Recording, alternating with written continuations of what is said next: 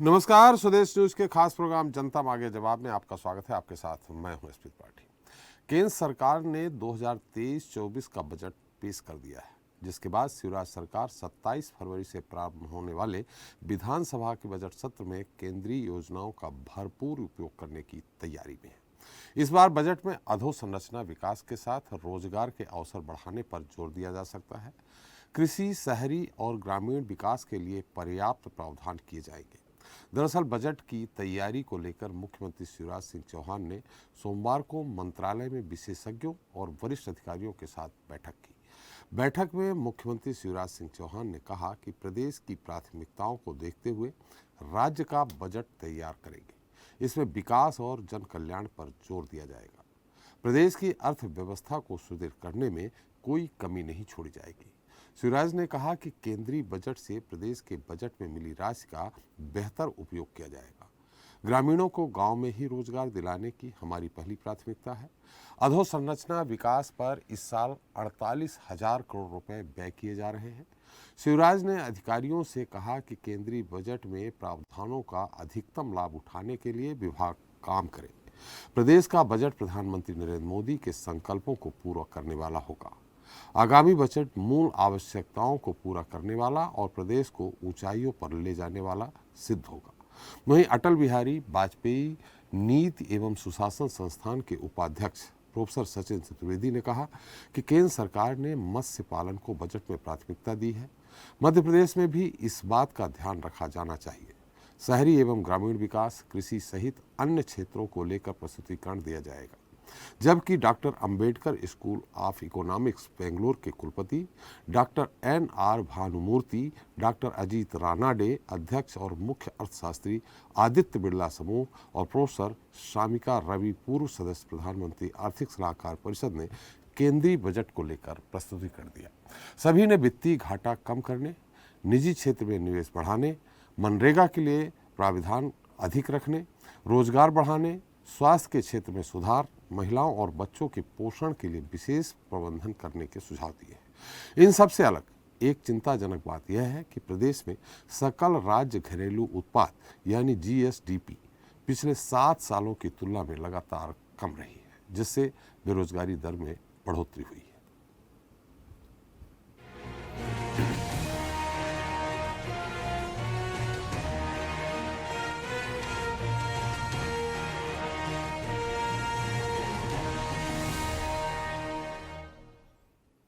तो बजट की तैयारियों में जुटी मध्य प्रदेश सरकार अगले वित्तीय वर्ष में विकास और निर्माण कार्यों पर खर्च बढ़ा सकती है। अभी 2021-22 पे GSDP यानी सकल राज्य घरेलू उत्पाद की तुलना में कैपिटल एक्सपेंडिचर जैसे निर्माण, विकास के काम और लोन की पेमेंट 4.9% है, जो पूर्व के वर्ष 2014-15 में 6.1%, 2016-17 में 5.7% और 2017-18 में 5.3% से कम है। मध्य प्रदेश की GSDP 11.5 लाख करोड़ रुपए के आसपास है। GSDP का साइज बढ़ने से विकास कार्यों के लिए पैसा तो आया है, लेकिन यदि पूर्व के वर्षों की तरह प्रतिशत ज़्यादा रहता है तो विकास में निवेश बढ़ जाता।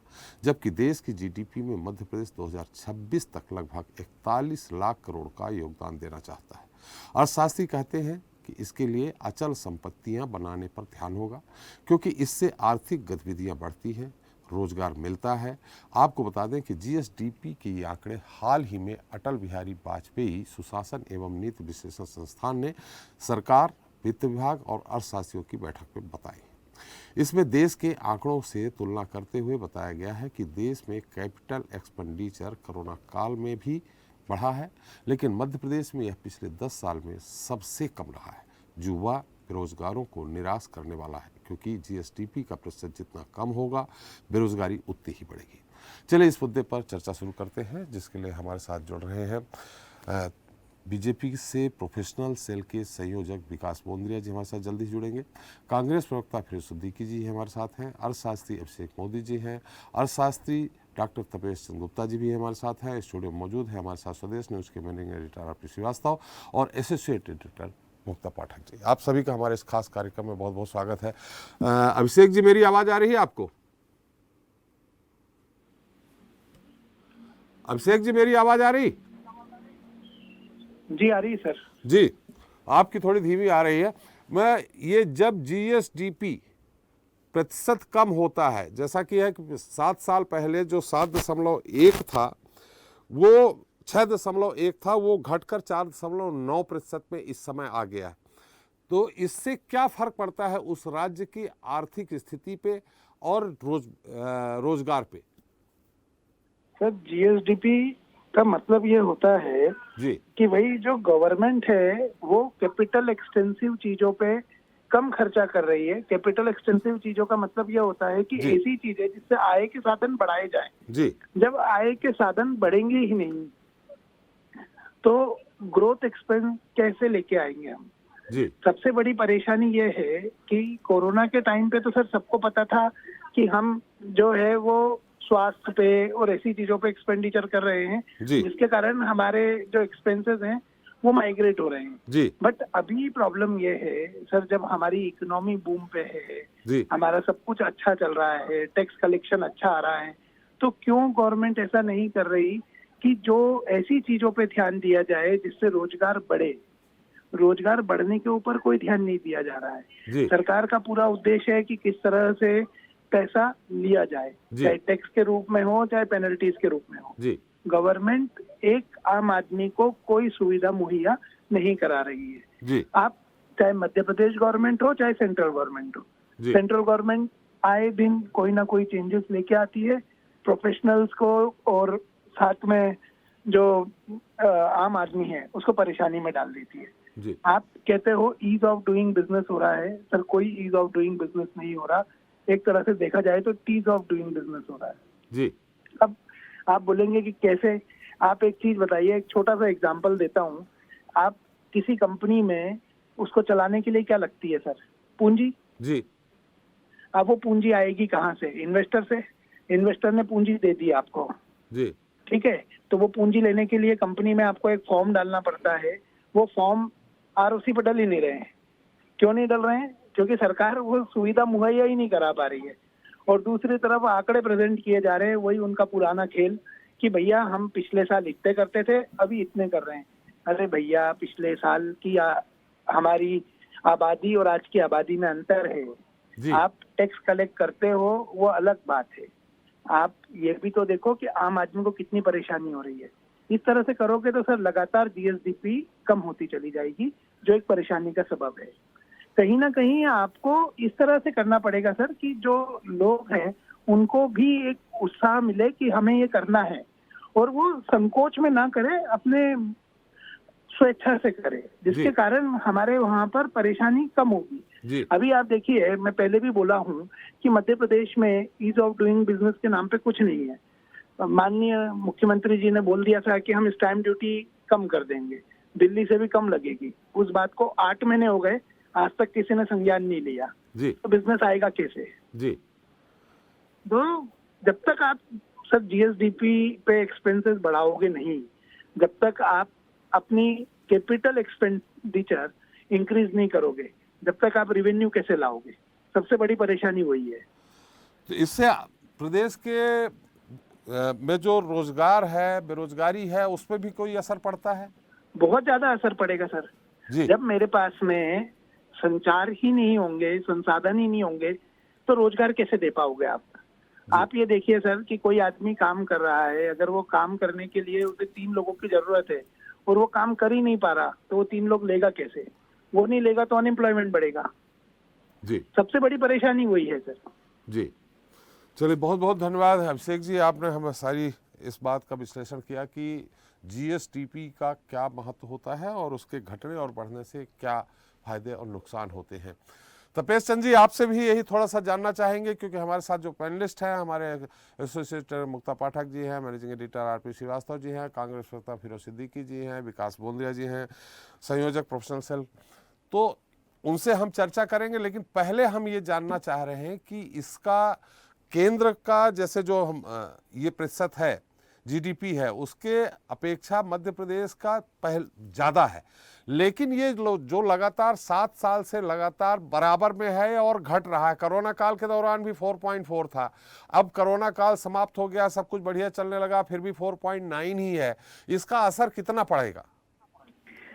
देखिए कि एक विकास का एक चक्र होता है। जी आप ऐसे साधारण तौर पे समझिए कि अगर एक गिलास पानी भरा हुआ रखा है जी तो आप उसमें कितना पानी भरेंगे। जी ये मेरा कहने का मतलब नहीं कि विकास पूर्ण हो गया है। जी मेरा कहने का मतलब है कि किसी क्षेत्र या परिक्षेत्र पे या देश हो, प्रदेश हो, गांव हो, पंचायत हो, विकास की एक सीमा दिखेगी। जी विकास हो जाने के बाद उसके मेंटेन करने के बाद और उसका जन सामान की सुविधाओं में विस्तार की बात उठेगी। जी अब इन परिस्थितियों में प्रदेश में लगातार राज्य के बंटवारे के बाद जो विषमताएं पैदा हुई थी, जो परेशानियां पैदा हुई थी, उसको झेलते हुए मध्य प्रदेश ने प्रगति के मार्ग पर आए और विद्युत उत्पादन को अपना सबल बनाया। जी उद्योगों के पर्याप्त विकास हुए, इसके खनिज संपदा का उत्पादन भी बढ़ा। अब खनिज संपदा एक सीमा तक निकाला जा सकेगा, उसके बाद वो खदान जो है लगभग खाली होता है, उसकी लागत बढ़ती है। विकास में मॉडर्नाइजेशन की ओर आगे बढ़ने की बात है। नए उद्योगों के साथ समझौते हो रहे हैं, लेकिन आधुनिकीकरण की एक सबसे बड़ी बुराई ये है कि वह स्वचालित मशीनों और उपकरणों का प्रयोग होने लगता है, जिसके कारण देखिए मानव पर कभी भी विश्वास पूर्ण रूप से करके या श्रम पर पूर्ण रूप से विकास की संभावनाओं पर केंद्रित न होकर हमेशा विकास जो किया जाता है उत्पादन या मशीन को आधार मान के किया जाता है, जिसका परिणाम ये होता है कि यहाँ पे जो श्रमिक है या मानव शक्ति का जो हम प्रयोग करते हैं, जिसे हम रोजगार के अवसर कहते हैं, उसमें कटौती होती है। आप आज से 100 साल पहले की भी स्थिति उठाइए, जब औद्योगिक क्रांति की स्थिति आई थी। औद्योगिक क्रांति हुई, उत्पादन बढ़ा, सामग्री आई बाजार में, लेकिन बेरोजगारी के बड़े पैमाने पर स्थिति पैदा हुई और श्रम आंदोलन निरंतर चलते रहे। फिर एक और दूसरा पहलू आया कोरोना काल का, जिसे मैं कहता हूं संक्रमण काल। आप विश्व के मानचित्र को उठा के देखिए, विकास की दर स्थिर रहने की मनोवृत्ति जैसे ही महामारी खत्म होती है उस समय थोड़ा स्ट्रगल पीरियड रहता है, उसके बाद कम से कम 2 से 2.5 साल तक के आपको प्रगति का स्तर कम दिखता है। इसका कारण यह है कि एक घटना हो जाने के बाद अपने आप को आदमी सर्वाइव करने के लिए, अपने आप को संरक्षित करने के लिए योजना और नीति बनाते रहता है, उसको गतिशीलता देने में थोड़ा समय लगता है। तो ये जो सर्वाइवल पीरियड है, ये सिर्फ छत्तीसगढ़, मध्य प्रदेश या भारत इसकी नहीं है, पूरे विश्व में यही स्थिति गिर रही है और बेरोजगारी की स्थिति हो रही है। आज आखिर पूंजी निवेश करने वाला उद्योगपति कितने समय तक अपने श्रमिक को उच्च वेतनमान पर रख सकेगा, जबकि बाजार में उस से सामग्रियों का उत्पादन होना और उसका विक्रय होना क्षण मतलब गिरावट की स्थिति पे हो। तो मैं भी मानता हूं कि 6 महीना साल भर की बात है, उसके बाद पूरा भारत प्रगति के मार्ग पर जाएगा, क्योंकि यहाँ पे नए नए योजना और परियोजनाएं जो 2 वर्षों में कोरोना के कारण रोके गए थे, वो तेज गति से शुरू होंगे और वो गति पकड़ेगी, तब रोजगार के अधिकतम अवसर प्राप्त होंगे। तपेश जी, हम मध्य प्रदेश के बारे में बात कर रहे हैं कि अगर ये घटा है तो इससे बेरोजगारी बढ़ेगी निश्चित तौर पे, और खासकर मध्य प्रदेश में जब ये सब कोरोना काल समाप्त हो गया तब क्यों नहीं बढ़ पा रही है जीएसडीपी? नहीं, बात ये है सर कि देखिए विद्युत उत्पादन बढ़ा है आपके यहाँ, आपके औद्योगिक उत्पादन भी बढ़ा है, घरेलू उत्पादन भी बढ़ा है। उत्पादन बोल रहा हूँ सर, आया नहीं बोल रहा हूँ मैं, उत्पादन बढ़ा है। लेकिन अब इस स्थिति में लोगों ने मानव शक्ति के बदले मशीन शक्ति का प्रयोग ज्यादा शुरू कर दिया, जिसके कारण श्रम के जो मांग है उसमें कटौती हुई, उसके कारण बेरोजगारी की स्थिति पैदा हुई। तपेश जी, जीएसडीपी की बात कर रहे हैं, वो ठीक है, वो तो हमेशा निश्चित तौर पे मशीनें आ गई, औद्योगिकीकरण हुआ, नई नई मशीनें, तो निश्चित तौर पे मैनुअल जब काम नहीं होगा मशीनों से होगा तो ये होगा ही बेरोजगारी। लेकिन जीएसडीपी जो है ये मध्य प्रदेश की कम हो रही है, आखिर क्यों? ऐसा तो है नहीं कि 7 सालों में यहाँ सब जगह पूरी आधुनिक मशीनें लगा दी गई हैं, ऑटोमेशन हो गया है, पूरा सब अपने आप होने लगा है। सर हमने भी तो कई जगह अपने घर में भी हमने बहुत सारी चीजें डेवलप की है, जिससे कि हमको बाहर जाना ना पड़े। हमारे जो सेल्समैन है वो खत्म हो गए, उसका स्थान हमारा पूरा इलेक्ट्रॉनिक मीडिया ले लिया, सोशल मीडिया ने ले लिया, इसका भी प्रभाव पड़ता है। आप पहले निकाल के देखिए सर डिटेल, सबसे ज्यादा हमारे जो वर्कर लगे हुए थे, जो युवा लगे हुए थे, वो मार्केटिंग में लगे हुए थे। नहीं तो जीएसडीपी इसी कारण घट गई क्या? तो सवाल ही नहीं है सर, वो तो घटेगी ही घटेगी। प्रति व्यक्ति आय घटेगी, आदमी का मूवमेंट घटेगा, एक गतिशीलता जो है स्थिर हो रही है, तो वहां पे तो सभी चीजें घटेगी, विकास का कोई भी पैमाना नहीं टिक पाएगा वहां पे। इसका कैपिटल एक्सपेंडिचर पे कोई फर्क नहीं पड़ता। कैपिटल एक्सपेंडिचर सर थोड़ा सा बढ़ता है, जी ज्यादा परिवर्तन नहीं आता, पर इससे बढ़ता है क्योंकि वो उसकी प्रतिपूर्ति लागत से ये कर लेते हैं। जी। चलिए फिरोज जी, विकास जी उत्तर देना है अब आपको। अभिषेक जी ने भी बहुत अच्छी बात कही कि निश्चित ये जितने घटेगा उतने बेरोजगारी बढ़ेगी।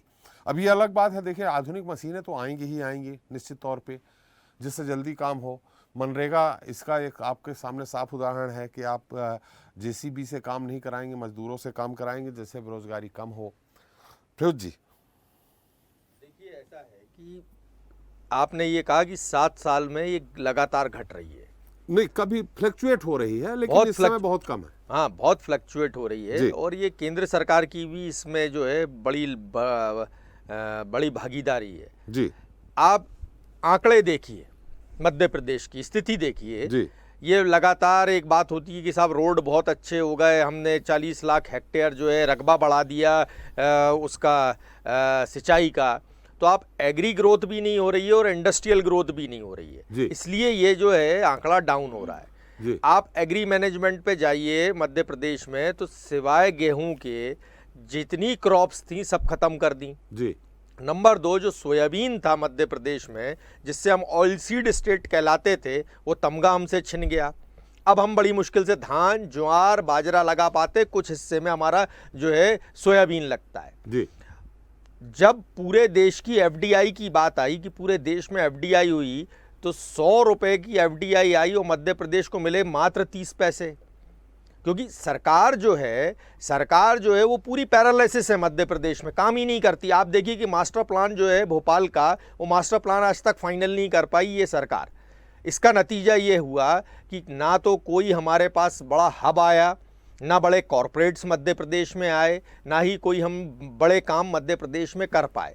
तो जो शहर का एक विकास होता है वो विकास भी मध्य प्रदेश में नहीं हुआ। 2012 से हमारी मेट्रो भी पड़ी रही, वो तो अभी चालू हुई।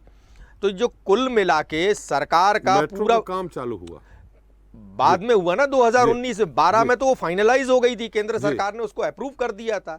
तो जो मध्य प्रदेश की स्थिति है कि आप देखिए कि 70 कारों के मॉडल आते हैं, मध्य प्रदेश में एक भी नहीं बनती। तो ये अगर स्थिति जब किसी स्टेट की रहेगी और सरकार पूरी टोटल सुबह से लेके शाम तक सिर्फ घोषणा और भाषण पर टिकी रहेगी, तो यही स्थिति होगी। आप देखिए एमएसएमई सेक्टर जो था मध्य प्रदेश का, बहुत अच्छा काम कर रहा था। पूरा लघु उद्योग निगम बिठा दिया इन्होंने, पूरा इन्होंने जो है बड़ी बड़ी पूंजीपतियों को इन्होंने हेल्थ कॉरपोरेशन में लगा दिया। जो भी टेंडर लगाएंगे ये बड़े बड़े टेंडर लगाते हैं, छोटे मोटे टेंडर नहीं लगाते। 50 करोड़ 100 करोड़ ये छोटे मोटे काम नहीं करते। तो जो एमएसएमई सेक्टर था वो भी बैठ गया मध्य प्रदेश का। और जो हमारा ग्राम उद्योग थे, छोटे छोटे जो समूहों में काम होता था, उसके लिए भी सरकार ने कोई काम नहीं किया। अब ये तो हुई प्रदेश सरकार की बात। जहाँ तक केंद्र सरकार की बात है, तो इनके जो भाषाएं हैं, अभी आईएमएफ की रिपोर्ट आई कि 2019 से 2022 तक भारत की जो ग्रॉस जीडीपी थी वो थी 3.2%, बांग्लादेश 6.4% पे, चाइना 4.9% पे। ये स्थिति भारत की है। और अगर इसका जो नेगेटिव लॉस देखा जाए तो सबसे ज़्यादा पूरी दुनिया में आईएमएफ की रिपोर्ट कहती है कि जो नेगेटिव ग्रोथ जो हुई, जो लॉस ऑफ जीडीपी है, वो सबसे ज़्यादा भारत में -18.2। सेकंड नंबर पे आया थाईलैंड -13.4 और बाकी सब 10 के नीचे है। मतलब हालात ये हैं कि हम बांग्लादेश और पाकिस्तान से भी नीचे चले जा रहे हैं। तो ये कोई बहुत अच्छे आंकड़े नहीं है, सिवाय बातें हो रही हैं। एक मोदी जी का भाषण सुन लीजिए, एक आप शिवराज जी का भाषण सुनिए। मोदी अडानी भाई भाई, ये भी सही है। और कंपनी कौन सी बढ़ रही है इस देश में? एक अडानी एंड कंपनी है, दूसरी कोई सी कंपनी इस देश में नहीं बढ़ रही, उसको वो भी पंचर हो गई। तो ये अगर स्थिति है और पूरी दुनिया में ढिंडोरा पीटा जा रहा है कि साहब पूरी दुनिया कोरोना से परेशान है। अरे आप बांग्लादेश की देख लीजिए, जीडीपी 6.4 है, ये आईएमएफ की रिपोर्ट है। और उसका लॉस भी जो है 7.8 है, उसका जो जीडीपी लॉस है। और हमारा 18.2 है लॉस। तो ऐसी अगर स्थितियां भारत में रहेंगी तो मध्य प्रदेश कैसे, मध्य प्रदेश तो पहले ही बहुत बुरी हालत में है कि उसको 30 पैसे टोटल जीडीपी का मिल रहा है। कोई उसने अपना ऐसा काम नहीं किया कि कोई बड़ा हब बनाया हो जहां वो काम करता हो, कोई उसने रोजगार के नए साधन पैदा नहीं किए, सिवाय सुबह से लेकर शाम तक एक इधर से बात सुन लो और आप दिल्ली से बात सुन लो और रोज अखबार में विज्ञापन देख लीजिए, इससे ज्यादा कुछ है ही नहीं। अगर आईएमएफ के डाटा गलत कह रहे हैं तो बता दे कोई भी। जी, क्या विकास जी क्या कहेंगे?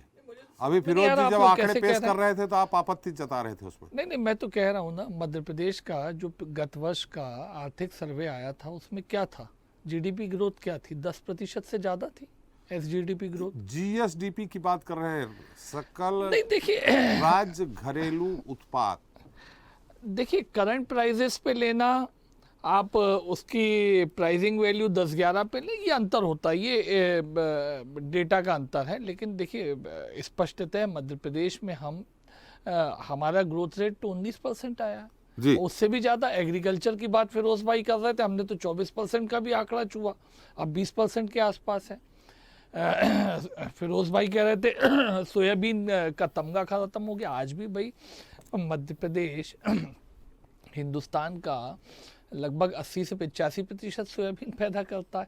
तो मुझे पता नहीं क्यों कांग्रेस ऐसी भ्रम की स्थिति पैदा करने का प्रयास कर रही है कि सब कुछ लुट गया पिट गया, जबकि कांग्रेस लुट पिट गई। फिरोज भाई आज राजस्थान में बजट पेश करते हुए क्या हुआ गहलोत जी के सरकार का, आपको हाल माल? नहीं, मैं तो बड़ा स्पेसिफिक बता रहा हूँ।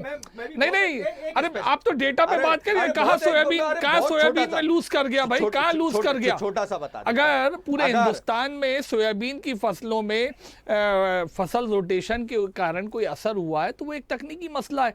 लेकिन अगर हमने धान का उत्पादन बढ़ा लिया है और धान की मिलिंग ज्यादा होने लगी है तो इसमें क्या दिक्कत है? जीडीपी क्यों नहीं बढ़ रही भाई? अरे क्यों नहीं बढ़ रही भाई? जीडीपी तो 10% की ग्रोथ से बढ़ रही है। जीडीपी क्यों नहीं बढ़ रही भाई? हमारी अरे क्यों नहीं बढ़ रही भाई? नीचे हो गई। अरे क्यों नहीं बढ़ रही है? ये आंकड़े जो बता रहे हैं 6.1 2014-15 में था और आप इस समय 4.9 है। नहीं, देखिए कब की वैल्यूएशन ले रहा है कौन सा इकोनॉमिकल स्टैटिस्टिशियन, वो एक अलग विषय हो सकता है। मैं आपको क्या कह रहा हूँ, आज करंट वैल्यू के ऊपर, करंट प्राइस वैल्यू के ऊपर जब हम एसजीडीपी देखते हैं तो मध्य प्रदेश तो साहब हिंदुस्तान में 7वें-8वें नंबर पे आता है ना जी। ग्रोथ रेट हमारा अबव एवरेज है ना हिंदुस्तान के। अच्छा बात आ रही थी कि कैपिटल एक्सपेंडिचर नहीं बढ़वा। अरे कैपिटल एक्सपेंडिचर कैसे नहीं बढ़वा? आप बजट के, मेरे पास पिछले साल के बजट का आंकड़ा नहीं, आपने आगामी बजट के आंकड़े बताते हैं कि कैपिटल एक्सपेंडिचर नहीं बढ़ता है तो ये घट जाती है। नहीं, अरे देखिए ऐसा विषय नहीं है। जो सरकार की इकोनॉमिक्स है, ये जरूर है कि कोरोना काल में हम वैसी प्रगति नहीं कर पाए पिछले 2-1 सालों में जैसी हम उत्तर 15-16 में और उसके बाद में कर रहे थे। वहां जरूर असर पड़ा है, मैं मान सकता हूं। और ये दुनिया भर का फेज है, केवल हिंदुस्तान का ही नहीं है। 21-22 का जो आंकड़ा आया है उसमें भी कोरोना ही का फर्क है। नहीं 21-22 में तो हम है ना, क्योंकि हम पहले 13%। नहीं देखिए मैं जीडीपी की बात कर रहा हूँ। अब ये मुझे नहीं समझता क्या बात, आप क्या वैल्यूएशन के ऊपर लेके बात कर रहे हैं। वैल्यूएशन तो हम रुपए की वैल्यूएशन 70-71 की भी पकड़ सकते हैं, 80-81 की भी पकड़ सकते हैं, उससे कंपेरिजन करना पड़ेगा फिर। लेकिन जो हमारी उत्पादकता है लगातार बढ़ रही है, एग्रीकल्चर सेक्टर हो, इंडस्ट्रियल हो, सर्विस सेक्टर हो, तीनों में बढ़ रही। और अच्छा अनएम्प्लॉयमेंट की जो बात है हिंदुस्तान में, हम देखते हैं ना वक्त के ऊपर अनएम्प्लॉयमेंट रेट अलग अलग एजेंसीज अपना आकलन करती रहती है, उसमें भी ऐसा नहीं है। मध्य प्रदेश तो उत्तरोत्तर काफ़ी आगे ही है। अनएम्प्लॉयमेंट हो सकता है और अनएम्प्लॉयमेंट की वजह त्रिपाठी साहब बहुत बार जब आधारभूत संरचना में और सामाजिक क्षेत्र में इतने सारे कार्य हो रहे हो फिर भी है तो वो परिलक्षित होती है कि भाई मुझे मेरी चॉइस का एम्प्लॉयमेंट मिला है कि नहीं। मैं अंडर एम्प्लॉयड अपने आप को फील कर रहा हूँ या एम्प्लॉयड फील कर रहा हूँ, उस तरह के अनएम्प्लॉयमेंट की बात है। अगर सरकारी नौकरी के लिए लोगों का मन में एक चाव है तो यकीनन अनएम्प्लॉयमेंट दिखेगा। विकास जी हम बात कर रहे हैं जीडीपी की घटती बढ़ती दर पे, और अगर घटती है तो उसमें बेरोजगारी बढ़ती है, इस पे बात कर रहे हैं। आप कह रहे हैं कि बेरोजगारी बड़ी हाई नहीं है। मैं यही तो कह रहा हूं, आप सरकारी नौकरी को एक आधार मानते हुए रोजगार और बेरोजगारी की चर्चा करेंगे तो आपको लगेगा हर व्यक्ति सरकारी नौकरी में जाना चाहता है। अरे साहब, जो प्राइवेट सेक्टर में लाख रुपए की नौकरी कर रहे हैं वो भी कहेंगे साहब हम सरकार में क्लास 2 ऑफिसर बन जाएं, क्लास 3 बन जाएं तो भी चल जाएगा। लेकिन अब केवल रोजगार सरकारी क्षेत्र से तो नहीं हो सकता ना। छोटी सी बात बताओ आप। सरकारी क्षेत्र से फिरोज तो जी नहीं हो सवाल सकता, कर रहे हैं, पहले बोलिए। कभी हुआ है ना किसी देश में हुआ है। बोंद्रिया जी सवाल कर रहे हैं फिरोज जी। इंजीनियर हूँ, मध्य प्रदेश में भोपाल में आप ऐसी कौन सी बड़ी कंपनी लाए बताएं जरा। अरे सब बड़ी कंपनियों का चाव आपको रहा, कमलनाथ अरे जी भाई, उस मैं- तरह की काम मैं- कर, मैं सुनिए मैकेनिकल ना, इंजीनियर सुनिए ना, हूँ। अरे सुन तो लीजिए इस मेरी बात प्रदेश में। इस प्रदेश में आपको जितने एक तो बच्चे पहले हैं, बात जितने आपकी नए और बच्चे हमारी, हैं, हाँ, वो सब दिल्ली, बम्बई, बेंगलोर जाके नौकरी कर रहे हैं। आपने इसकी ये हालत नहीं कर नहीं दी आप ऐसा भोपाल क्यों, की। बोंद्रिया ऐसा जी क्यों? भी इंजीनियर है पर ब्रांच मुझे नहीं मालूम है कौन सी नहीं, ब्रांच है मैकेनिकल वो? इंजीनियर नहीं, है, नहीं, वो- आप वो- सुनिए वो ना। भारतीय जनता पार्टी के इंजीनियर जी। है, नहीं नहीं, अरे नट फिरोज बोल्ट भाई, टाइट करते बीजेपी के। जी फिरोज भाई मैं व्यक्तिगत नहीं करता। मध्य प्रदेश का सबसे बेहतर जो MNIT माना जाता है, मैं तो उससे हूँ, मुझे आपका नहीं पता। मैं आपके ऊपर कोई, अगर आप नहीं MNIT या IIT पहुंच पाए तो मैं आपके सवाल नहीं उठाऊंगा, आपके आपकी कैपेसिटीज पे। सुनिए ना, मैं आपकी कैपेसिटीज पे भी नहीं कर रहा। मैं जो बात कह रहा हूं आपको, एक तो कांग्रेस का फंडामेंटल अंतर ये है कि बड़ी इंडस्ट्री से रोजगार ज्यादा होता है या मीडियम स्केल और स्मॉल स्केल की इंडस्ट्री से रोजगार ज्यादा होता है। त्रिपाठी साहब, हमारा तो मानना है बड़ी इंडस्ट्री जरूरत है कि सरकार का राजस्व आय बढ़ सके, क्योंकि हम उसके ऊपर GST, कस्टम्स सब ज्यादा इंपोज कर पाते हैं। लेकिन अगर प्रदेश में रोजगार की वृद्धि करना है तो हमें देखना पड़ेगा माइक्रो स्केल पे, मीडियम स्केल पे, वही तो फिरोज जी स्केल कह रहे हैं कि पे। और आप MSME देखेंगे पूरी मध्य खत्म कर प्रदेश दिया। में दोनों क्षेत्रों में उत्तरोत्तर प्रगति हुई है। अरे साहब, आयशर का प्लांट मध्य प्रदेश में बना, उसका एक्सपांशन हो रहा, और पहली बार आयशर कंपनी के CMD अगले हफ्ते भोपाल आ रहे हैं एक्सपांशन के साथ में। ये कैसे हो रहा है? बगरोदा, सुन लीजिए आप, सुन तो लीजिए आप। पीथमपुर जो था पिंपरी पुणे के बाद सबसे बड़ा ऑटोमोबाइल कॉम्प्लेक्स था, और लोग ये कहते थे कि पिंपरी का जो है उससे बड़ा है। देखिए, सब कंपनियां यहाँ, सारी सरकार की तरफ से जो प्रयास, आपसे एक मारुति तो छोड़िए, आपसे फोर्ड छोड़िए, आपसे कोई कार नहीं बनवाते बनी मध्य प्रदेश में। कॉन्टेसा जो थी मार्क 5 SP त्रिपाठी जी बता देंगे उनके जमाने की थी, वो पीथमपुर में बनती थी। हमको 80 समझ रहे हैं क्या फिरोज जी? हमको 80 साल से ऊपर समझ रहे हैं? नहीं, आप देखिए, जब आप हम लोगों की उम्र, मतलब जवान आदमी थे जब आप, तब आप कॉन्टेसा चलाया करते थे। आप लोगों के जमाने की वही कार हुआ करती थी। देखा था, चलाने की नौबत नहीं प्रभु, सुन तो लो। मार्क 5 थी, यही बनती थी। आयशर हम ही लेके आए, आयशर का जो प्लांट है वो हम ही लेके आए, फिरोदिया का टेम्पो ट्रैक्स हम ही लेके आए। अब आप बता दो कि आप कौन सा लेके आए। अब मेरे सुनिए, चल थोड़ा संक्षेप इंडस्ट्री में चलाना जी। इंडस्ट्रियलिस्ट का काम है ना। वो कहाँ कितना बेहतर परफॉर्मेंस कर पाता है, एफिशिएंटली काम कर। अरे भाई, सरकार को क्या चाहिए था कि पीथमपुर में उसे बनाना था व्हीकल टेस्टिंग ट्रैक। आपकी सरकारें जब मध्य प्रदेश में थी तब से वो आकल्पित था, आकल्पन ही में ही रहा। मध्य प्रदेश में शिवराज सरकार ने उसको उतार दिया, पीथमपुर में वो उपलब्ध है। हमने वो सब किया जो आप नहीं कर पाए साहब। जो अगर हमने वहां पे व्हीकल मैन्युफैक्चरिंग के लिए सरकार की तरफ से आधारभूत संरचना का पार्टिसिपेशन हमें आकल्पित किया था पूरी व्यवस्था ने, तो वो था वहां पे चल इंडस्ट्रियल माहौल, इंडस्ट्रियल लैंड, इंडस्ट्रियल माहौल है, लेकिन इन्वेस्टर मीट में जितने आते हैं उसका 5% ट्रैक आप नहीं बना पाए थे फिरोज भाई। वो भैया, हमको तो आप एक बात का सीधा सीधा जवाब दो जी, ये पूछिए ना। पूरे देश में 100 रुपए का FDI आता है, हमारे यहाँ 30 पैसे ही क्यों मिलता है? आप तो इस बात का जवाब दो। ऐसा किसने कहा आपको? तो क्या राजस्थान जा रहा है? अरे क्या हो रहा है? कहाँ हो रहा है? प्रदेश की बात कर रहा हूँ। राजस्थान और छत्तीसगढ़ ऐसा जा नहीं, रहा आप फिर फिगर दीजिए ना पिछले 2-4 साल के, अरे तब मैं जान जाऊं। केवल भ्रम मत पैदा करिए। नहीं, मेरे पास उपलब्ध नहीं है अभी आंकड़े का चार्ट, लेकिन आपके पास भी उपलब्ध नहीं है। आप केवल भ्रम फैलाने का काम कर रहे हैं, नहीं तो आंकड़ा रख के बात करिए। मैं तो आंकड़ा ही रख रहा हूँ। कहाँ रख रहे हैं भैया? कि कहाँ रख रहे हैं? 70 कौन से साल का कितना है? 100 रुपए और 30 पैसे मत करिए, आप तो आंकड़ा दीजिए। मुझे ये, आप तो ये बताइए, आप तो आंकड़ा देंगे तब मैं मानूंगा आप कोई मध्य प्रदेश दावे की बात कर रहे हैं। चलो मोटरसाइकिलों में कौन सी बनती है ये बता दो। चलिए देखिए शिवा- ये ठीक सब है, ज्ञान चलिए। आपको अरे तो होगा। आप मैं कुछ जो बता ही कह नहीं रहा पा रहे हूं, हमको। अबे सुन लीजिए चलो ना, आप ये बताओ क्या चीज हम कैडबरी हमने लगाया जो मैंने मालनपुर आयशन में की लगता बात है, करी आपसे वो अभी। कैडबरी हमने मैंने लगाया जो आयशन की बात मालनपुर करी। में गोदरेज फ्रूट्स मंडीदीप का वो हमारा लगाया हुआ है। और नहीं, बोलिए एक फ्रूटी मिनट, जिसकी एक आती मिनट, है। सुनिए ना कौन चलिए, सी हम फिर से आ रहे इंडस्ट्री हैं, फिर कौन से आ सी रहे हैं, कहाँ पे विकास जी। मैन्युफैक्चरिंग किस वक्त में करने लगी, वो इंडस्ट्री की प्रमुखता के साथ में हुआ। उसमें आपका मेरी सरकार का सीधे लेना देना नहीं होता। तो फिर ये मत मंडीदीप कहिए में- ना कि शिवराज नहीं, जी ने उतार त्रिपाठी दिया साहब, सब एक कुछ मिनट, धरातल इंडस्ट्रियल बेल्ट का अगर एक्सपांशन इस गति से हुआ है, इंडस्ट्रियल लैंड का पूल क्रिएट हुआ है, इंडस्ट्री को बिजली पूरे 24 घंटे उपलब्ध हो रही है, तो वो कैसे हो रही है साहब? मध्य प्रदेश में ही हो रही है। अगर लॉजिस्टिक हब हमारा मंडीदीप में बन गया, पीथमपुर में बन गया, तो कैसे बन गया? वो मध्य प्रदेश में इसी सरकार ने बनाया। आपके वक्त ना बिजली थी साहब, ना रोडें थी, और आप बात करते हो हम ये ले आए वो ले आए।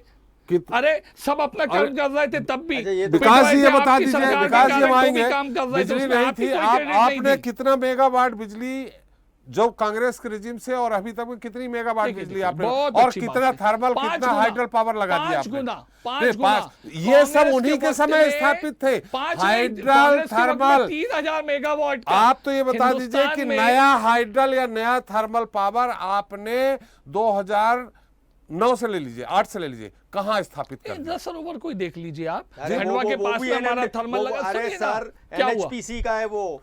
अरे और वो नर्मदा का जो सरदार सरोवर हमारा प्रोजेक्ट था, अरे उसके मेरे साथ को का बड़ी है वो। हंसी आती है। अब वो एनएचपीसी का हो गया, कैडबरी इनकी हो गई थी। चलिए क्या हमारा बात करते हैं फिरोज भाई? कंटेसा सरकार का का- काम इंडस्ट्री कंटेसा बनाना का नहीं मामला है, असली इंडस्ट्री बताएंगे कैसे श्रीवास्तव जी। खड़ी हो वो लगवाया, काम वो है। अंबानी का आज लगवाया। आज अगर सिंगरौली अंबानी का एनर्जी हब लगवाया। बन गया विकास जी, हो गया, विकास जी, एक अरे मिनट। तो सब लगाए ना, आप भी चलिए, लगाइए, चलिए, फिरोज फिर से भाई भी आएंगे आप अपनी दोनों लोग पास। फिर से आएंगे जनरेशन विकास जी। कंपनी फ्लोट करें। चलिए विकास जी सही तो आएंगे। कह रहे हैं, मोदी अडानी फिरोज भाई, जी, हम गलत कंटेसा, कहाँ कह रहे हैं? आपको श्रीवास्तव जी के समय का बताना था कि कंटेसा आपके समय का। श्रीवास्तव जी अच्छा सॉरी सर। जी जी तो मूल बात है, जी उससे हट के बात करने का कोई मतलब नहीं लग रहा है यहाँ पर। जी सवाल यह है कि 2014-15 से जो भी जीएसडीपी थी घटते घटते हो गई 4 पॉइंट कुछ, जी तो इन 7 सालों में घटी। दूसरी बात देखिए, कई मामलों में मध्य प्रदेश में तारीफ भी की जा सकती है, जैसे इंफ्रास्ट्रक्चर में सड़कों का, सड़कें बेहतर हुई हैं। मान लीजिए आपके कहने से बिजली का उत्पादन ज़्यादा हुआ, सारी चीज़ें हुई हैं। लेकिन आप बताइए धीरे धीरे क्या हुआ कि इन 6-7 सालों में आपका जीएसडीपी घटा तो उसको दूसरे ढंग से आप एक्सप्लेन नहीं कर सकते हैं। जैसे ही जीएसडीपी घटा तो बेरोजगारी बढ़ी। बेरोजगारी बढ़ने का मतलब ये नहीं कि आप सरकारी नौकरी के ही भरोसे कर रहे हैं, अन्य सेक्टर में भी बेरोजगारी बढ़ी है। तमाम जो है छोटे और मझोले उद्योगों पर संकट आया है। आप अभी बात कर रहे थे जीएसटी की। आप ये समझिए कि जीएसटी का ज़रा फार्मूला देखिए, आप जो भी बिलिंग करते हैं उसका जीएसटी पहले पटा देते, भले उसका पेमेंट बाद में आए। ऐसे में कितने लोगों की वर्किंग कैपिटल जाम हो जाती है, जबकि पहले होता था कि आप सेल करिए उसके बाद पटाइए, अब पहले ही पटाना पड़ जाता है। बिल रेज करते से 20 दिन में या 25 दिन में जीएसटी आता है। टैक्स कलेक्शन मध्य प्रदेश का बहुत अच्छा, जीएसटी का सारी चीज़ें बहुत अच्छी है। दूसरी एक सबसे बड़ी बात है, देश में यहाँ पर डबल इंजन की सरकार भी है पिछले 14-15 सालों में, मतलब लगभग 8 सालों से। बीच में ब्रेक लगा था। हाँ, थोड़ा सा लगा था, लेकिन वो भी सरकार भी है। क्या कारण है कि जीएसडीपी जो है वो घटता जा रहा है? उसका एक मिनट सुनिए आप, 4.9 है, 4.9 है, सुनिए। और दूसरे जो जीडीपी की बात करें, नहीं सुनिए बोंदिया जी, जो जीडीपी की बात करें, आज भी आप 10वें नंबर पर हैं, आप 10th रैंकिंग में हैं। मेरा ये कहना है कि जो आप विकास जी, जो विकास यात्रा भारतीय जनता पार्टी निकाल रही है, तो सबसे बड़ा मुद्दा तो प्रदेश में बेरोजगारी है। और बेरोजगारी क्यों है? क्योंकि जो है सकल घरेलू उत्पाद में स्टेट के आपने जो है वो निवेश किया ही नहीं, उसका खर्चा जो है जिस पर होना चाहिए इंफ्रास्ट्रक्चर पर हो नहीं रहा। तो मेरा ये कहना है कि इसकी वजह से घट रही है।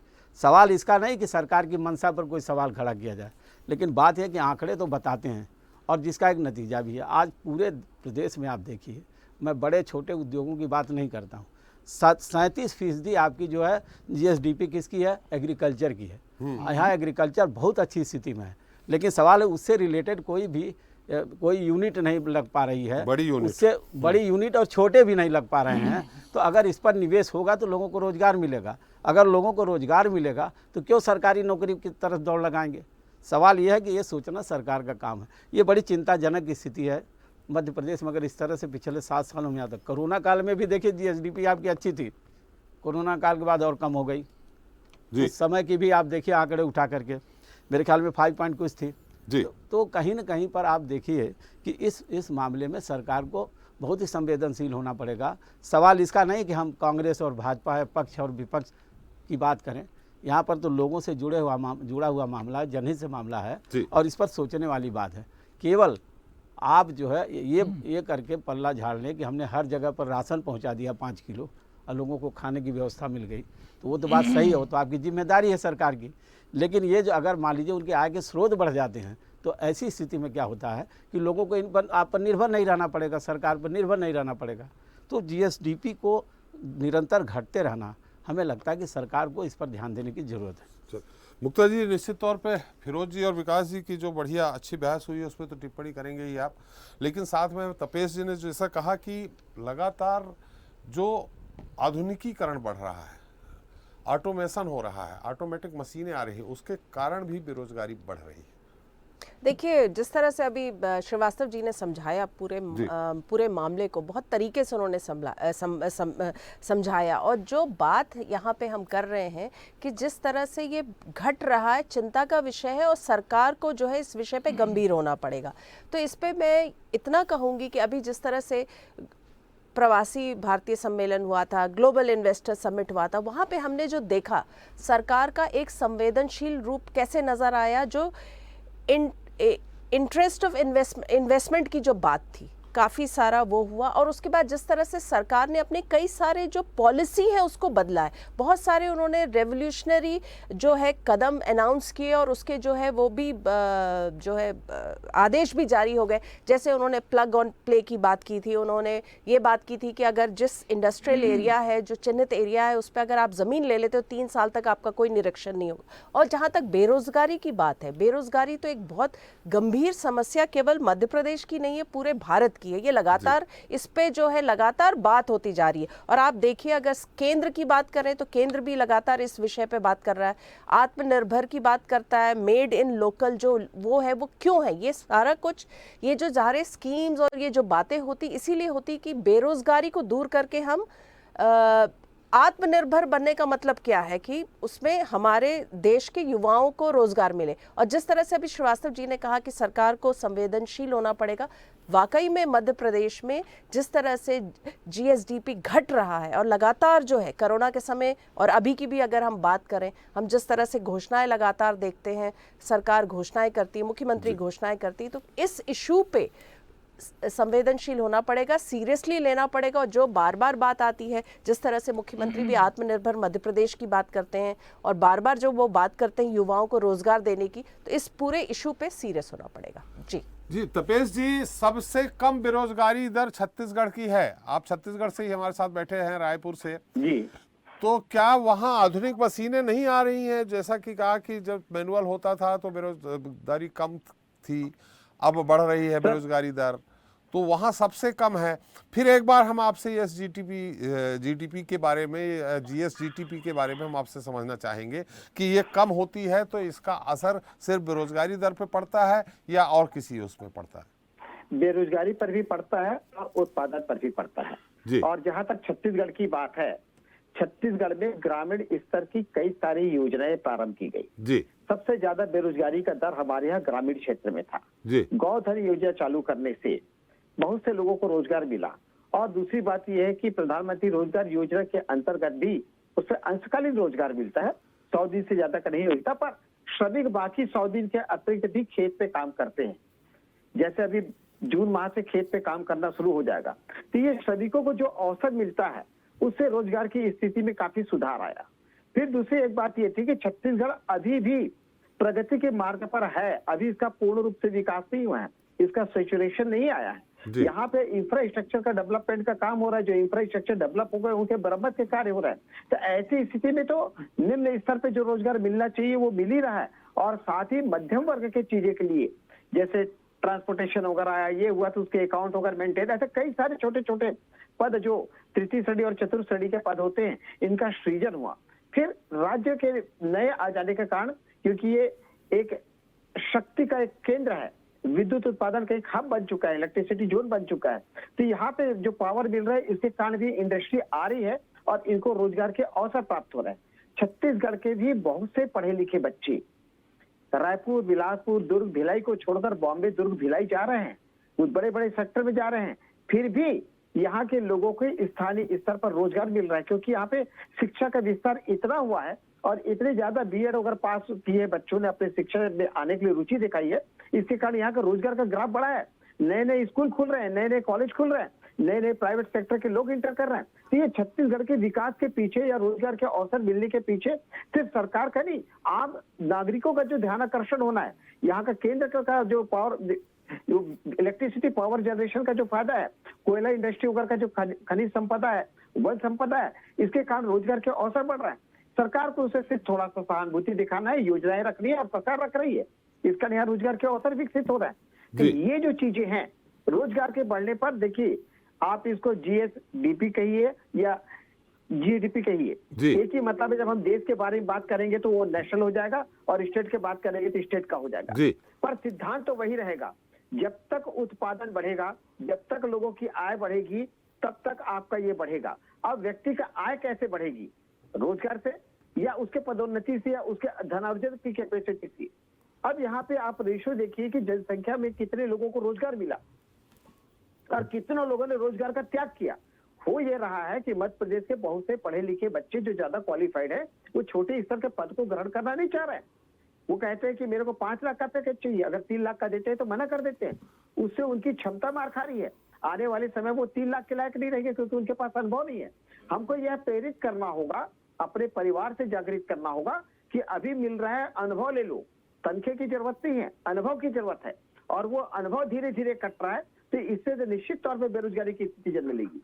आप आसपास में कहीं पे भी रोजगार लीजिए, अनुभव लीजिए, और अनुभव के आधार पर आप पदोन्नति या आगे उच्च पद के लिए आप प्रयास करिए, ये कोशिश कीजिए। और जब तक आप अपना रोजगार के अवसर नहीं बढ़ाएंगे या कुछ भी काम करिए, कोई भी व्यापार या व्यवसाय का चयन करिए, आप अपना धनोपार्जन रखिए। हर व्यक्ति के धनोपार्जन से ही आपका जो ग्रॉस डोमेस्टिक प्रोडक्ट है वो जनरेट होता है, क्रिएट होता है, और वही आप पे विकास का पैमाना बनाता है। हर व्यक्ति की आय गिर गई तो यह भी गिरेगा। रोजगार का अवसर का विकास तभी संभव है जब आप इंफ्रास्ट्रक्चर का डेवलपमेंट कर लें, नए उद्योगों का सृजन करें, और कोई जरूरी नहीं है कि बड़ा उद्योग हो। ऐसे मौके पे कुटीर उद्योग और मध्यम क्षेत्र के उद्योग ज्यादा सार्थक होते हैं। बल्कि एक कोशिश और होना चाहिए मध्य प्रदेश से, महिला स्व सहायता समूह या स्व सहायता समूह पुरुषों का भी बना के अपने वनों के, अपने खनिज क्षेत्र के, अपने तालाब नदियों में मत्स्य पालन से लेके इन सब चीजों को उनके ठेकेदार के रूप में चलाएं, किसी भी रूप में विकसित करें, पर उससे विकास करने से निश्चित तौर पे मध्य प्रदेश का आर्थिक विकास होगा। मतलब आपका कहना है कि कुटीर उद्योग, लघु उद्योग ये ज्यादा से ज्यादा लगे तो इससे प्रदेश की जीडीपी बढ़ जाएगी, जिसको हम राज्य जीएसडीपी कह रहे हैं, तो मैंने प्रदेश की जीडीपी बढ़ जाएगी। यही काम छत्तीसगढ़ में हुआ है। फिरोज जी बड़े प्रसन्न हो गए। बिल्कुल हुआ ये चीज। जी जी फिरोज जी, 20 साल में आपने पूरा एमएसएमई सेक्टर बर्बाद कर दिया। ठीक है, अभी आपको सुनाई दे रहा हूँ, आप मत घबराइए। अभी एमपी एग्रो ने पेस्टिसाइड के टेंडर निकाले, 10 करोड़ रुपए उन्होंने इसकी मिनिमम रखा कि 10 करोड़ का आपका टर्नओवर होना चाहिए तो ही आप क्वालिफाई करेंगे, अदरवाइज आप क्वालिफाई नहीं कर सकते। लोगों ने आए रिप्रेजेंटेशन दिया कि साहब इसमें भारत सरकार की गाइडलाइन है, नहीं सुनना। विधानसभा की पंचम समिति की गाइडलाइन है, वो भी नहीं सुनना। फिर उन्होंने कहा साहब कोविड की गाइडलाइन है, वो भी नहीं सुनना। ठीक है, मुख्यमंत्री तो मुख्यमंत्री हैं। हुआ ये कि 9 कंपनियां कुल सिलेक्ट हुई। नहीं, नेटवर्थ की बात कर रहे हैं कि कैपिटल? नेटवर्थ नहीं, टर्नओवर की है ना। टर्नओवर क्लॉज नहीं है एमएसएमई के लिए, भारत सरकार ने पहले ही विलोपित कर दिया उसको। जी। उसकी गाइडलाइन है 2003 की। उसको हुआ ये कि 39 कंपनियां बाहर हो गई, ठीक, और 9 कंपनियां कुल अंदर आई। जी ठीक, यही था कि पूरा हेल्थ सेक्टर में लघु उद्योग निगम से खरीदी करता था हेल्थ डिपार्टमेंट, और भी बाकी के डिपार्टमेंट करते थे। इन्होंने एक हेल्थ सप्लाईज कॉरपोरेशन बनाया नया, ठीक है, और उसमें एक कंपनी जो है या दो कंपनी जो है वो पूरी जो बाहर की हैं वो पूरे हेल्थ डिपार्टमेंट को 4,500 PSC में वो सप्लाई करती हैं, बाकी की सब घर बैठा दी इन्होंने। तो जब कोई भी सरकार की ये हालात रहेंगे, नीति आयोग की रिपोर्ट कहती है कि मध्य प्रदेश की बुरी हालत है नेशनल हाईवेज के डेवलपमेंट में, फर्स्ट 15 में भी मध्य प्रदेश नहीं है, आप चाहिए तो गूगल कर लीजिए जी। ठीक, ये मध्य प्रदेश की स्थिति है। पानी की व्यवस्था की स्थिति खराब है मध्य प्रदेश में, उसके जो सामाजिक सूचकांक हैं उसकी स्थिति खराब है, यानी वो 14 से 17वें नंबर पे आ गया मध्य प्रदेश। ये मध्य प्रदेश की स्थिति है। अब अगर आपका इंडस्ट्रियल ग्रोथ हो नहीं रहा, एग्रीकल्चर सेक्टर में आप कोई नए इनोवेशंस कर नहीं रहे हैं, तो आपका क्या होगा, सर्विस सेक्टर भी डाउन हो जाएगा।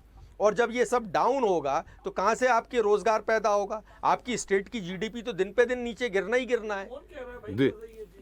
अरे भैया, ये कौन कह रहा है? कहाँ का फिगर ये- क्या है? पूरी रामायण सुनने क्या के बात बाद कर जो रहे हो? है कुछ भी बातें कर रहे हो। रावण 10% जो है की अयोध्या दर का से आप राजा बढ़ था। रहे हैं और आप कह रहे हो गिर रही है। क्या बात कर अरे रहे भाई हो? साहब, ये भाई, आपके और अटल बिहारी वाजपेयी, नहीं नहीं अरे नहीं भाई त्रिपाठी साहब, अभी मसला आपके ऐसा नहीं है। शास्त्रियों ने वो जो आपके बातें ही आप उसमें कर रहे हैं, जानकारी दी है। ना ना ना, नहीं, गलत गलत। देखिए भाई, मैं समझ गया क्या कंफ्यूजन क्रिएट हो रहा। अटल बिहारी वाजपेयी सुनिए, सुशासन अरे, एवं अरे, नीति अरे, अरे, विश्लेषण मुझे बोलने कार्यक्रम तो हुआ अरे दीजिए था। भाई, ये भाई, लोकसभा मुझे में 8 करोड़ हितग्राही थे, 21 घंटे बाद राज्यसभा में 11 करोड़ हो गए। ये मुझे वो बोलने गलती दीजिए है। फिरोज भाई। अरे मैं वो मोदी जी की बता रहा हूँ, अरे वो हम 8 गपशप करोड़ देख बोल रहे चुके थे हैं। आज लोकसभा क्या में। चल रही थी राजस्थान की अरे विधानसभा वो में, तो क्या आप कह बजट रहे पेश हो हैं। रहा था? चलिए वो एक- दूसरी तरफ जा रहे कब हैं। का हो रहा था? जी जी, विकास जी बोलिए। नहीं, देखिए चर्चा तो करनी पड़ेगी ना, किसकी नहीं भाई, सरकार 8 कैसी काम करोड़ कर से रही है। 11 करोड़ हो गए देखिए, तो ये यही कोई गलती SGDP हो गई ग्रोथ होगी। यकीनन पहले 13% की दर से थी 2015-16 तक, जी। और मनमोहन सिंह जी की सरकार ने तो हिंदुस्तान में सबसे ज्यादा SGDP ग्रोथ के लिए 11-12, 12-13 में पुरस्कृत किया मध्य प्रदेश को। लेकिन आज हमारी 10.कुछ% है। आप जो 4 की बात कर रहे हैं वो है। अरे आप तो 20 अरे बोलिए ना, सुन आप लीजिए कहाँ 10 पे भाई, क्यों आपके अटक भ्रम में गए? लोग नहीं आ रहे। अरे जब आप उनके आपके भ्रम आंकड़े में लोग मान आ ही नहीं नहीं रहे रहे, आजकल। आप अखबार के मान नहीं रहे, आपके भ्रम में आ ही अर्थशास्त्रियों के नहीं मान नहीं रहे। रहे, तो आप 10 क्यों बोल रहे? 20 बोलो ना भाई। आपके भ्रम हाँ, में आप लोग- जबरदस्ती अगर मध्य प्रदेश का नाम खराब कर रहे हैं। में एग्रीकल्चर ग्रोथ रेट 20% विकास जी है विकास तो जी को हम बोलने बोलते ही दीजिए। हैं। जी क्यों नहीं बोलेंगे? अरे भाई, मेहनत करके बनाया है वो आंकड़ा, तो बोलेंगे। देखिए त्रिपाठी साहब, क्या है, पूंजीगत व्यय जो होता है सरकार जी। के द्वारा, उसका क्या प्रतिशत है SGDP के मुकाबले? आप समझिएगा, मध्य प्रदेश सरकार 15,000 करोड़ रुपए अगर खर्च कर रही है, बजट है लगभग 3 लाख करोड़ का, तो कितना हुआ मध्य प्रदेश सरकार के बजट का? वो 5% हुआ। SGDP की तुलना में जब आप देखेंगे तो क्या प्रतिशत आएगा? SGDP की तुलना में आ रहा है हमारा लगभग 75,000 करोड़ का फिगर। केंद्र मिनट, सरकार इस बार विकास जी, हम आधारभूत आपको बता दें संरचनाओं में आंकड़े अगर कहाँ के 20 हैं। लाख करोड़ का अगर आप खर्चा मुझे समय इजाफा दें तो मैं डबल आपको कर बता रही दूं आंकड़े है, कहाँ डबल के हैं। करने जा रही है, तो यकीनन मध्य प्रदेश का शेयर तो अपने आप बढ़ेगा ही ये बढ़ेगा। मेरे पास जो है जी। ये GSDP के ये आंकड़े अभी अटल बिहारी नहीं, वो वाजपेयी आंकड़े तो- सुशासन एवं नीति नहीं, अखबारों में विश्लेषण मैंने भी संस्थान। पढ़े हैं, मैंने भी अखबारों में पढ़े हैं। वो क्या आंकड़ा है? वो आंकड़ा है पूंजीगत निवेश, जी रेशो काय का है, पूंजीगत जी, निवेश जी। टू SGDP का। SGDP कितनी हमारी 11 लाख करोड़ कुछ है। मतलब वो सब अच्छा है। बजट क्या है? माने 3 जो लाख ये करोड़ दिया का गया लगभग है होने को आ रहा है। वो अच्छा है सब। जी जो ये आंकड़े आ रहे हैं वो सब देखिए, गलत बिल्कुल है। नहीं नहीं, Feel बिल्कुल good, मध्य नहीं, प्रदेश एक shining। मिनट आप कहना चाह रहे हैं कि आधारभूत संरचना में सरकार के द्वारा, मतलब शासन के द्वारा व्यय ज्यादा होना चाहिए। करते हैं, बिल्कुल होना चाहिए। लेकिन दूसरी बात समझिएगा एक मिनट को, इन निर्माण में एक मिनट, हाँ, निर्माण में, आधारभूत संरचना में आप जी, कह लें, जी। जो होता है असेट्स में। जी। अरे भाई, मध्य प्रदेश में तो असेट डेवलपमेंट, बांध, नहर, बिजली उत्पादन सब बढ़ाया हमने, सड़कें, ये आधारभूत संरचना है, स्कूल की बिल्डिंग्स, ये आधारभूत संरचना है।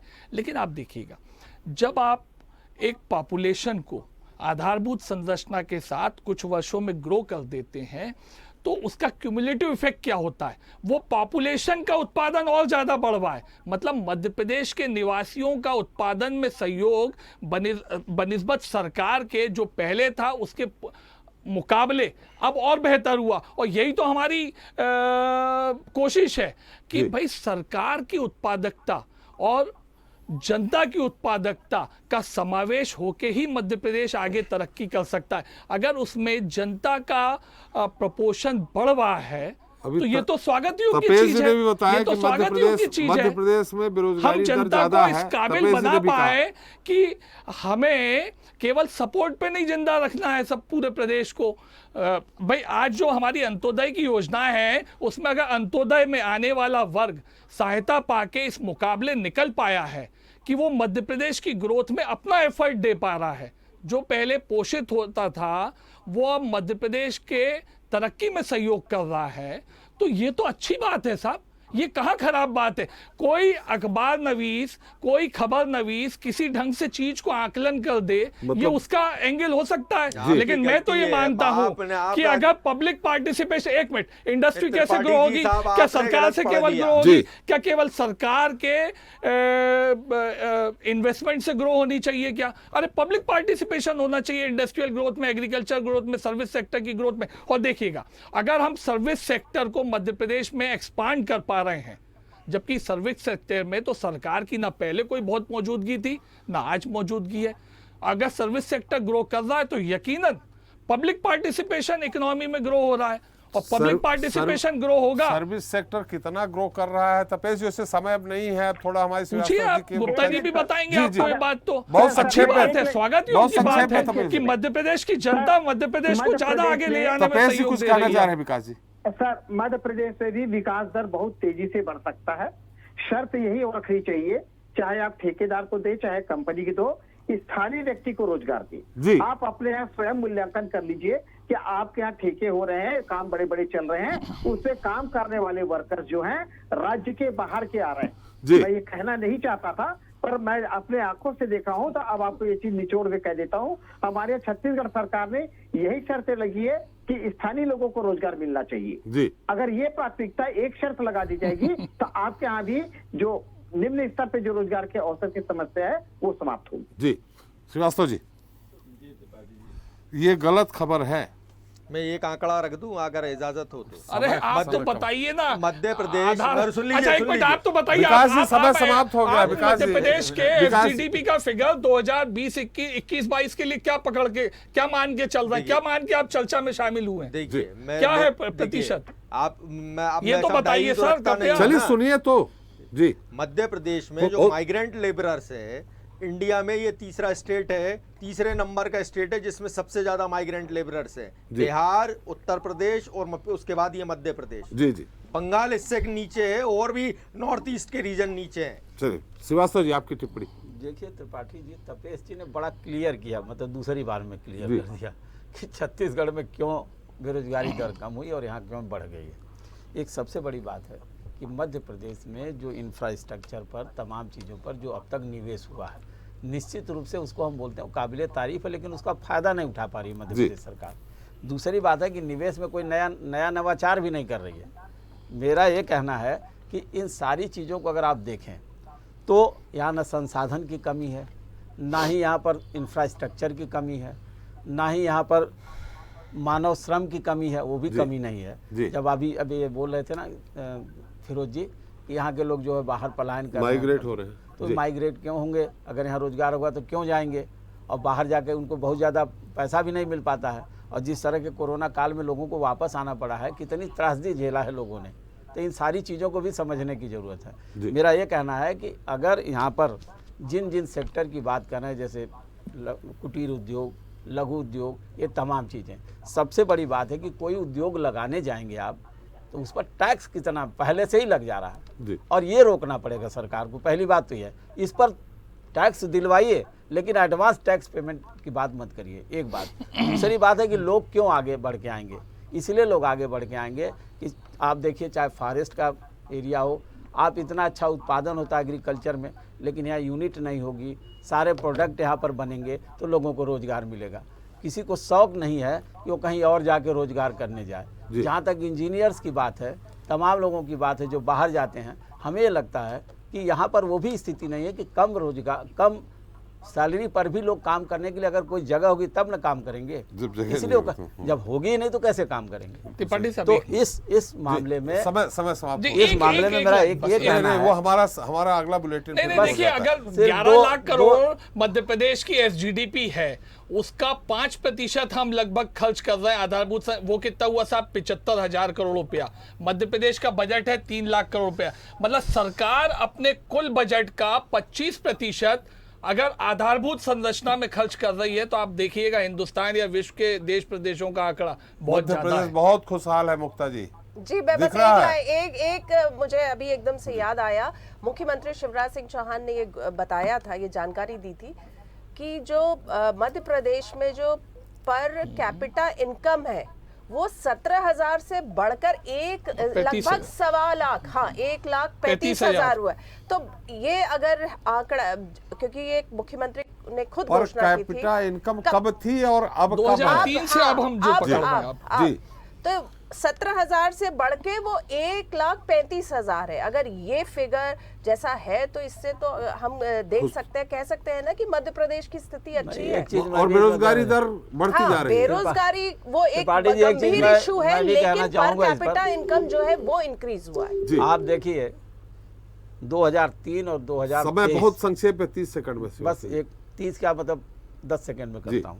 2030 और 2003 और 2023 इस बीच में महंगाई कितनी बढ़ी है जी। ये भी देखना होगा। पर कैपिटा इनकम अगर आपकी 10-12 हज़ार रुपये महीने आती है तो इससे कौन सी व्यवस्था आप लगाएंगे तो वो जो दूसरी 17,000 की थी वो 70,000 की लगभग आती, फिर भी 1,35,000 है, सब दूसरी डबल बात है। समझिए बंदिया जी कि ये जो है तब के इनकम में और तब की महंगाई में, आज की महंगाई में कितना अंतर है? प्रेजेंट वैल्यू ऑफ रूपी के लिए हम अगर कैलकुलेट तो कर उस पर ले जाइए उस ना। मान से, तो भी वो ले दे के 70,000 आप- होती। नहीं, ले दे के लेकिन आपने हम कुछ 1,35,000 बेहतर थोड़ा बहुत जरूर किया, हमारा लेकिन बहुत ज्यादा नहीं किया। समय समाप्त हो गया है। बहुत बहुत धन्यवाद विकास जी आपका, जी, फिरोज जी आपका, तपेश जी आपका, श्रीवास्तव जी आपका, मुक्ता जी आपका, हमारे साथ चर्चा में शरीक होने के लिए।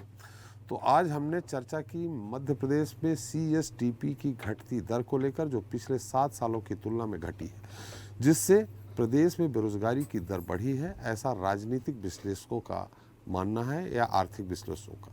ऐसे में इस बार प्रदेश सरकार बजट में केंद्रीय योजनाओं का उपयोग कर युवा वर्ग को साधने की कोशिश कर सकती है, जिसको लेकर अनुमान लगाया जा रहा है। लेकिन इस पर सही विश्लेषण तभी किया जा सकता है जब प्रदेश सरकार का बजट पेश होगा। वैसे भी यह चुनावी साल है, तो निश्चित तौर पर जनता को लुभाने के लिए बजट में बाजीगरी जरूर देखने को मिलेगी। जनता मांगे जवाब देता ही। नमस्कार।